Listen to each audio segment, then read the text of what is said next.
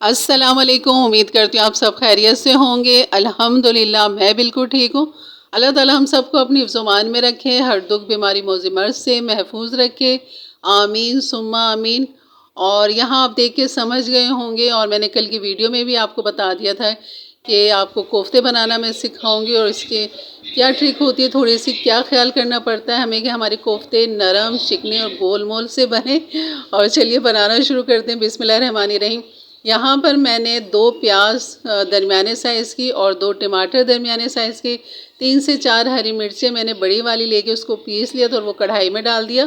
यहाँ पर ये ड्राई मसाले जाएंगे, जिसमें लाल मिर्च 1 टीस्पून, हल्दी हाफ़ टी स्पून और पिसा हुआ धनिया 1 टीस्पून भर के, और नमक 1 टीस्पून, और ये है अदरक लहसुन का पेस्ट 1 टेबल स्पून।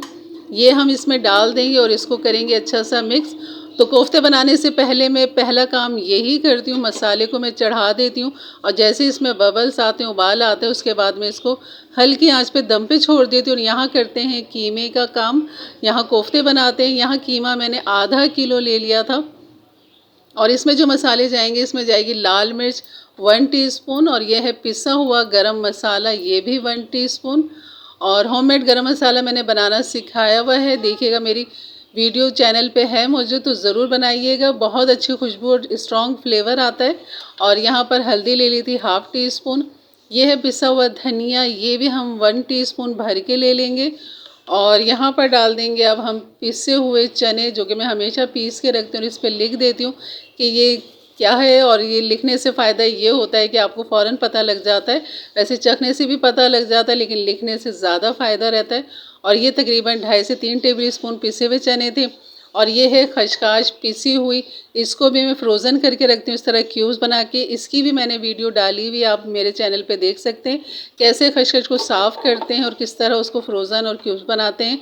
क्योंकि इसमें मिट्टी बहुत होती है और बहुत सारे लोग इसको ऐसे ही डाल देते हैं चॉपर में, और ये चॉपर में नहीं पीसता है ये, क्योंकि ये दाना बहुत बारीक होता है, हार्ड होता है, और ये बिल्कुल भी नहीं पीसता है, इसको सिल पे ही पीसना पड़ता है। तो ये इस तरह मैं पीस के क्यूब्स बना के इसको एक अच्छी क्वांटिटी 1 पाव ले लिया, इस तरह मैं बना के रख देती हूँ। और कभी जब बनाना होता है, किसी भी डिश में काम होता है खशखश का, तो इस तरह एक क्यूब्स निकालो और उसको डाल दिया।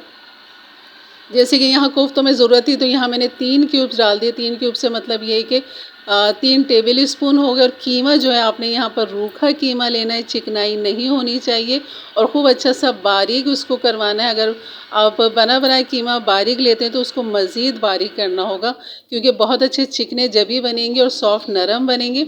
और यहाँ चिकनाट बिल्कुल भी नहीं कीमे में हमें चाहिए। और ये देखें बिल्कुल इस तरह नरम बारीक पीस चुका है। अब इसका जो हरा मसाला है वो ये है।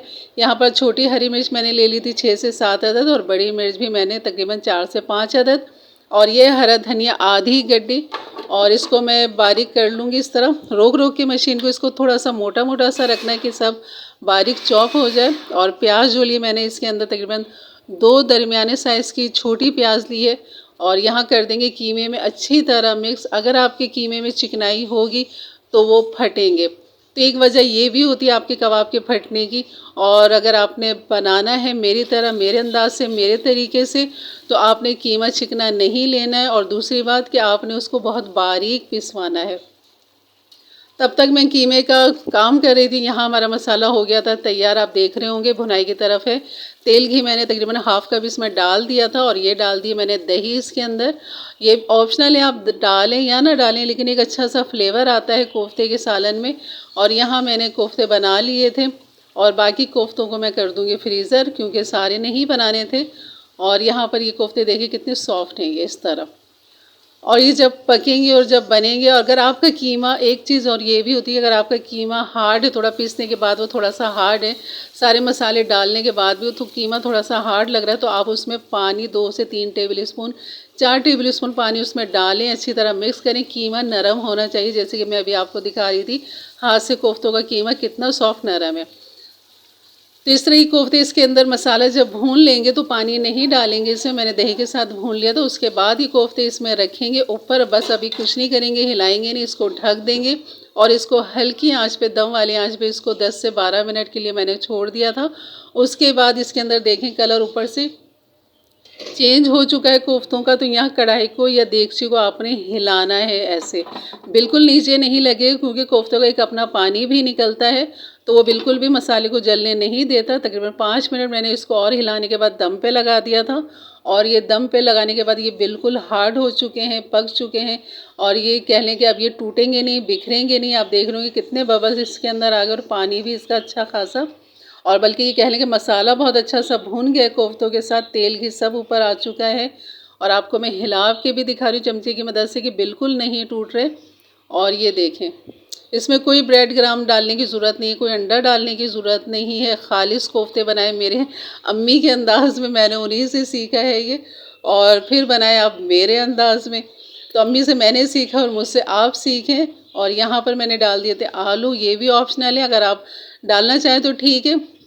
आलू कोफ्ते का सालन भी हो जाता है, अगर नहीं डालें आलू तो खाली कोफ्ते की ग्रेवी के साथ बना लें, कोफ्ता करी इस तरह, जिस तरह कहते हैं इस तरह बना लें बगैर आलू के भी, और इस तरह ये हमारी बेहतरीन सी डिश तैयार हो जाती है। और आप देख रहे हैं मुस्तकिल चमचा आगे पीछे मैं कर रही हूँ कि मजाल नहीं कि कोफ्ते टूट जाएं, लेकिन जब हम खाएंगे तो ये इतने ही सॉफ्ट नरम होंगे। तो आपने इस तरीके से बनाएंगे तो यकीनन आपके भी घर में वही लज्जत, वही जायका आएगा जो इंशाल्लाह हमेशा मेरे घर में, मेरे दस्तरखान में आता है। और यहाँ मैं ढक दूँगी आलू गलने तक, और यहाँ आलू हमारे बेहतरीन गल चुके हैं। बस ये इसमें डालेंगे अब हरी मिर्चें, मैंने मोटी 3 डाल दी थी, हरा धनिया काट के इसके अंदर डाल दिया, जो कि इस डिश की जान है। और यहाँ करेंगे इसको अच्छी तरह मिक्स, और आपको निकाल के दिखाती हूँ कि कितने ये लजीज लग रहे हैं देखने में। और इसके साथ मैंने कर लिए थे चावल बॉयल, और तंदूरी रोटी भी मंगा ली थी, चावल भी बॉयल थे, तो इस तरह दोनों के साथ हमने किए मज़े। तो यकीनन आपको ये डिश ज़रूर अच्छी लगी होगी, तो लाइक कर दीजिएगा एक अच्छे से कमेंट्स के साथ। और मेरे चैनल पे नए हैं तो ज़रूर सब्सक्राइब कर दें, बेल के बटन को क्लिक कर दें, ऑल के बटन को प्रेस कर दें, ताकि मेरी वीडियो का नोटिफिकेशन आपको मिलता रहे। इंशाल्लाह आगे बहुत अच्छी अच्छी रेसिपी आपको मिलने वाली है, हर तरह की, मीठे में, नमकीन में, बिरयानी में, हर तरह की इंशाल्लाह। और आप देख रहे होंगे कोफ्तों का साइज़ बिल्कुल नॉर्मल बनाया है, ना बहुत छोटा है ना बहुत बड़ा है। और ये दबा के आपको दिखा रही हूँ कि जैसे मैंने इसको ऊपर से पुश किया तो कितना सॉफ्ट फ्लफी हो रहा है इस तरह, और जंपिंग कर रहा है एक तरह से, और हल्का सा चटक भी गया इसी तरह करने से। और ये इतना सॉफ्ट नरम है, और अंदर से देखिए बिल्कुल गला हुआ है, बारीक कीमा है, तो बहुत जल्दी गल भी जाता है, और ये इतना ये सॉफ्ट नरम भी रहता है। चलिए इजाज़त दें, अपना बहुत सारा ख्याल रखें, दुआओं में याद रखें। अल्लाह हाफिज़।